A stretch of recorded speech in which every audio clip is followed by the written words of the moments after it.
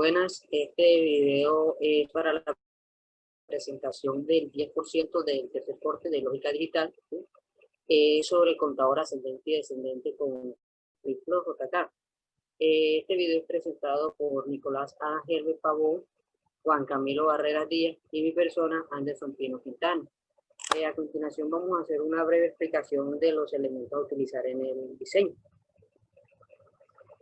Primero empezamos con lo que es un flip-flop JK. Este flip-flop se denomina como universal, ya que los demás tipos se pueden construir a partir de él. En la figura que podemos ver se aprecia que el flip-flop JK cuenta con tres entradas, JK y clock. La entrada JK son entradas de datos y la entrada de reloj transfieren el dato de la entrada a la salida. Como podemos ver en la tabla del flip-flop, cuando J y K son 0 y 0, ¿sí? La salida es de memoria, y cuando J y K es 1 y 1, la salida conmuta. A continuación, el integrado 555. Este es un circuito temporizador eléctrico y se le conoce como máquina del tiempo, por la gran variedad de tareas que puede realizar con respecto al tiempo.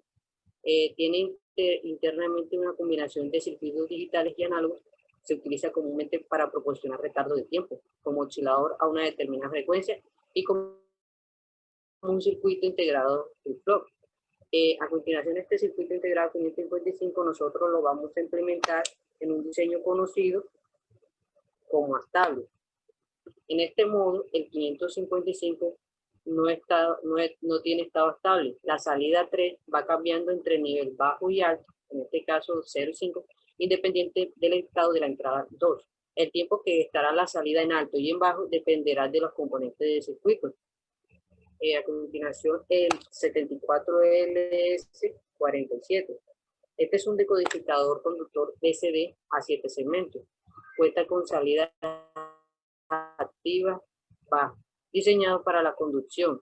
Los LED de anodo común o indicadores incandescentes directos. El 7 segmentos. Tiene una estructura casi estándar en cuanto al nombre de los segmentos. Para dicho elemento se cuenta con 7 LEDs, uno para cada segmento. Para cada segmento se le asigna una letra que va desde la A hasta la G. En este caso nosotros utilizaremos lo que es un 7 segmento ánodo común. Como se puede ver, este se implementa con entrada de 5 voltios y las demás puntas a tierra. A continuación se presentará el compañero Juan. Bueno, a mí me corresponde mostrar cómo fue el proceso de la realización de este ejercicio. Primeramente, se nos asigna una secuencia que es la que debemos seguir, que como la vemos aquí es 0, 3, 6, 7. Esa sería mi secuencia ascendente, que cuando llegue a 7 se regresa otra vez, empieza 0, 3, 6, 7. Y la secuencia descendente sería desde el 7 hasta el 0. Entonces, una vez ya tenemos clara la secuencia que vamos a utilizar, procedemos a elaborar un diagrama de estados, donde ubicamos todos los estados posibles y la secuencia que vamos a utilizar. Para lograr una secuencia ascendente y descendente, utilizamos una variable de control, que en este caso llamamos S, para referirnos al sentido. Entonces, cuando S está inactiva, el sentido es ascendente. Entonces, como ya había dicho antes, el sentido ascendente es 0, 3, 6, 7. Del 7, como ya no hay número más grande, pasa al 0 y se reinicia otra vez. Cuando activamos la variable de control, el sentido cambia.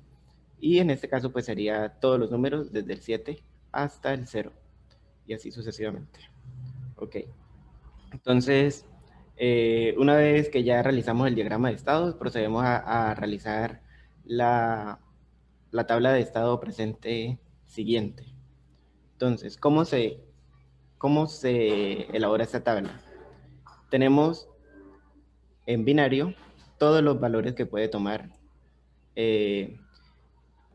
todos los valores que se pueden tomar, que están comprendidos dentro de ese rango, con 3 bits, que son desde el 0 hasta el 7.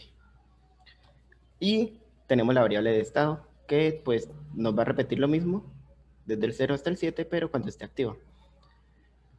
Y el estado siguiente es lo que me va a dar el resultado cuando cuando me posiciono en un lugar, al siguiente al que se va a cambiar. Entonces, por ejemplo, si yo me posiciono en el estado 0, el siguiente, siguiendo la secuencia de color rojo, el siguiente sería el número 3. Entonces, por eso, el estado siguiente sería 3.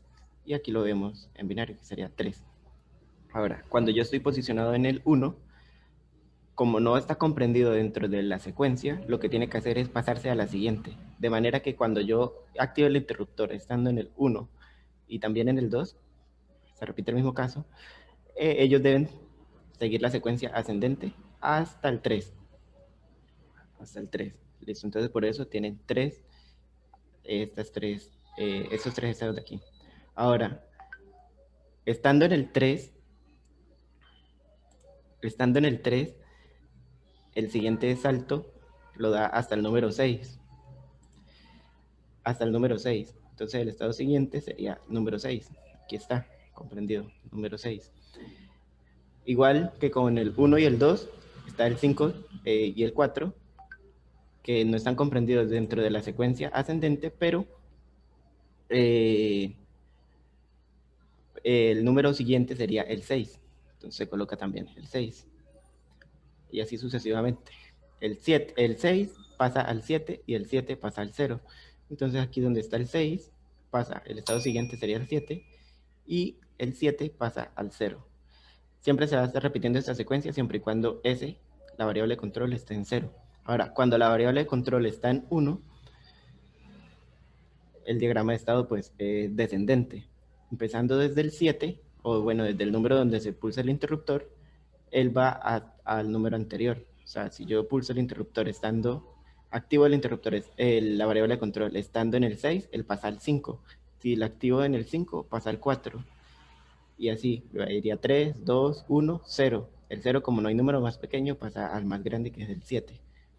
Entonces, como vemos, siempre es el anterior. El anterior. El estado siguiente sería el anterior. Entonces, cuando es 0, el anterior sería 7. Cuando es 1, el anterior sería 0. Cuando es 2, el anterior sería 1. Cuando es 3, el anterior sería 2. Y así sucesivamente hasta completar la tabla. Ahora, se procede a llenar la tabla de transiciones para el flip-flop. Para eso utilizamos pues, esta tabla, que es la que nos dice cómo van a estar configuradas las entradas dependiendo del estado presente y el siguiente de cada variable que nosotros tenemos. Entonces, aquí lo ubicamos de la manera C, B y A. Entonces, solo vamos a tener como referencia, pues, cada letra a la que se asigne. Vemos en el estado presente, para el primer caso sería, dice que C vale 0 y en el siguiente vale 1. Entonces, vemos la tabla aquí, cuando es 0 y en el siguiente vale 1, las entradas deben ir 1 y X. Entonces, va 1 y X. Cuando es 1 y en el siguiente vale 0, vemos la tabla, 1 y en el siguiente vale 0 sería X y 1. X. Espera. ¿Dónde estoy? Ah, no. Cuando es 1 y el siguiente es 1, es X y 0. Sería 1 y 1, X y 0. X y 0. Ahora, cuando es 0 y el siguiente es 1, sería 1X, que fue el que vimos ahorita. Cuando es 1 y el siguiente 0 sería X1, y así sucesivamente vamos llenando todas las variables, toda la configuración de la entrada JK. Así hacemos para pues cada una, para la entrada B y el flip-flop B y el flip-flop A. Entonces, ya teniendo todos estos valores, procedemos a llenar los mapas de Carnot. Los mapas de Carnot, para hacerlo de una manera más simple, los vamos configurando en orden, como están en orden ascendente. Entonces, lo vamos configurando en orden, utilizando pues el disposición del mapa de Carnot, donde aquí nos muestra cuál es la posición de cada número. Entonces, aquí iría 0, 1, 2, 3, 4, 5, 6, 7, 8, 9, 10, 11, 12, 13, 14, 15. Esos valores están aquí comprendidos y esta es cada una de sus posiciones. Y lo que hacemos es crear un mapa de Carnot para cada una de las variables que habíamos encontrado ahorita, para las entradas de cada flip-flop, la entrada J y la entrada K. Entonces yo las bueno, se nombraron de la siguiente manera. Para la entrada J y la entrada K del flip-flop C se llama JC y KC. Para la entrada J y la entrada K del flip-flop B se llama JB, KB. Y así también para A, siendo JA y KA. Entonces armamos los grupos siguiendo pues el orden aquí, 0, 1, 3, 2. Entonces vamos viendo cómo está, qué número hay en la posición 0, en la posición 1, en la posición 2, en la posición 3. Entonces dice 1x, sería 1x, x1. Ese sería para el primer flip-flop. 1x, x1. Y así voy organizando todas las funciones. Después, según el método, lo que se hace es formar grupos, donde las x significa que no importa. No importa. Quiere decir que la puedo tomar o las puedo dejar. Lo que se busca es formar los grupos más grandes posibles sin dejar ningún uno por fuera, que eso es lo más importante. Entonces, pues aquí, como vemos, se pueden formar 3 grupos, 4 grupos. El que está en color rojo, que se forma las 4 de arriba con las 4 de abajo. El grupo que está en púrpura, que es de 8. El grupo que está en azul. Y así se forma en todas las tablas. De esta manera podemos simplificar la ecuación y nos queda pues solamente en estos pequeños términos, dando que JC es igual a A negada más B más S, donde S es la variable de estado. Y KC es S más A más B. Así nos da la respuesta en cada una de las ecuaciones, pero vemos que aquí JA y KA son iguales. Entonces, pues no es necesario hacer un esquema para cada uno, sino podemos utilizar la misma para ambas entradas del flip-flop A. Ahora el compañero procede a explicarle cómo se configuraron las compuertas. Entonces le doy paso al compañero. Listo, gracias, Juan.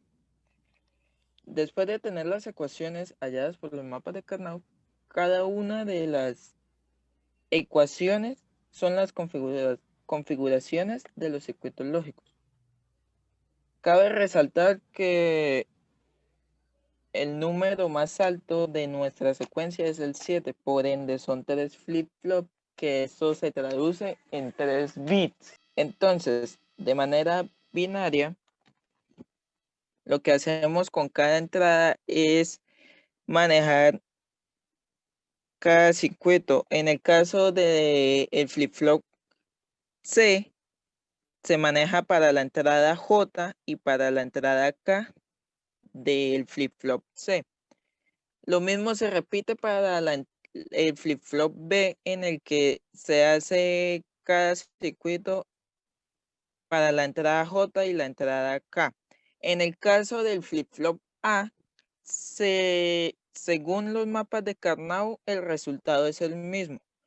Por ende, se unen estas dos entradas porque va a dar el mismo resultado.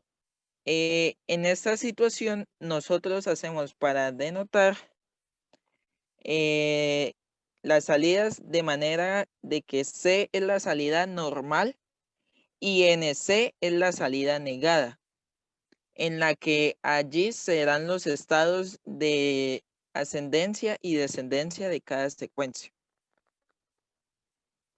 Como lo pueden ver acá en las imágenes, acá está cada flip-flop con las salidas de los circuitos lógicos que se armaron anteriormente. Ahora procedo a mostrar la simulación.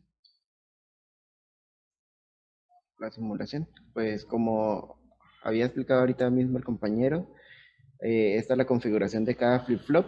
Aquí está el flip-flop C, el cual tiene su entrada JC y su entrada KC. El tiempo de reloj para cada uno de los circuitos es el mismo porque estamos utilizando un contador síncrono. Síncrono quiere decir que van en la misma frecuencia. Y este tiempo de reloj lo obtenemos a partir de la configuración de un 555 en modo astable, de manera que, pues, como había dicho el compañero Anderson, que nos dé altos y bajos. Altos y bajos, listo. Eso es la entrada de reloj. Ahora, cada uno de los flip-flops pues tiene su entrada J y su entrada K. Y ya se habían explicado cada uno de las salidas. Esto lo tuvimos con las tablas de Carnot. Ahora vemos cómo está comportándose la secuencia. Aquí tenemos nuestra variable de control o sentido.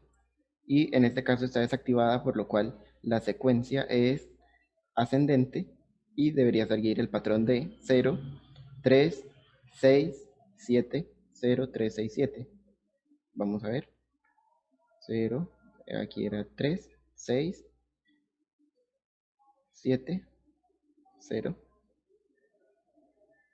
3, 6, 7. Y así va a seguir indefinidamente siempre y cuando la entrada sea 0. Ahora, para cambiar el sentido, podemos hacerlo en cualquier momento. Digamos, lo cambiamos en el 3. ¿No es cambiado? Él debería cambiar a 2, exacto. Y sigue la secuencia de manera descendente. 5,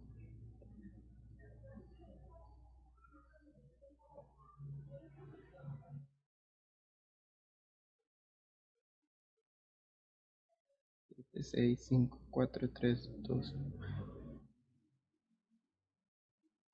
1, 0. Ahora, ¿qué pasa si cambiamos en el medio de la secuencia un número que no esté comprendido? Digamos, el